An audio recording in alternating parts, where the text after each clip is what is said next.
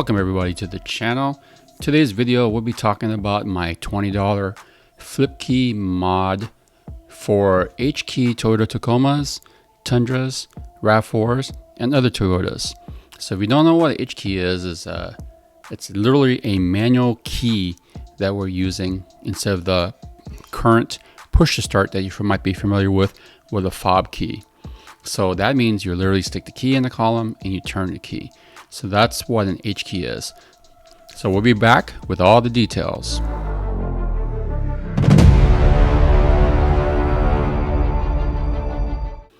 Alright, the things that you need are a flathead screwdriver, a very small Phillips screwdriver, a razor blade, and if possible a heat gun or a hair dryer to get the transponder out.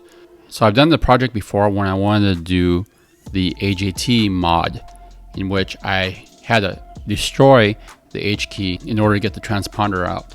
So that's what this video is that you can see here. You gotta be very careful. I ended up figuring out later that the razor blade was fine.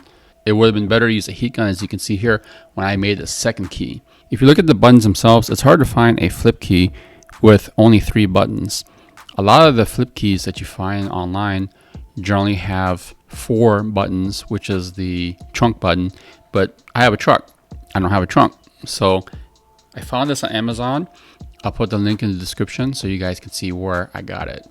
This part, we went ahead and took the whole case apart only because the blank itself had to be removed, because the locksmith, he didn't have the grinder that had enough room to have the key fully extended. So word of warning is, if you take that out, make sure you recognize how the button goes on and the orientation of the spring. It took me about 15 minutes to get it just right.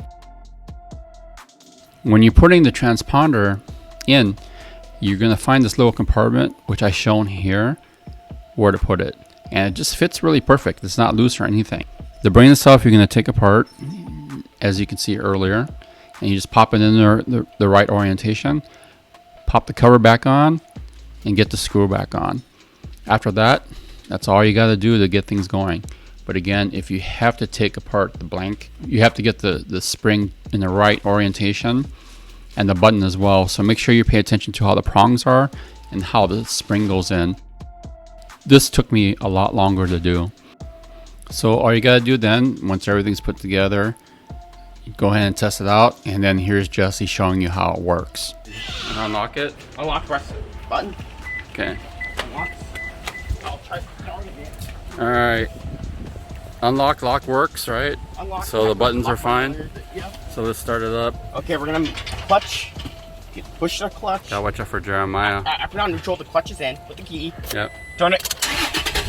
Yes. Yeah. That's it.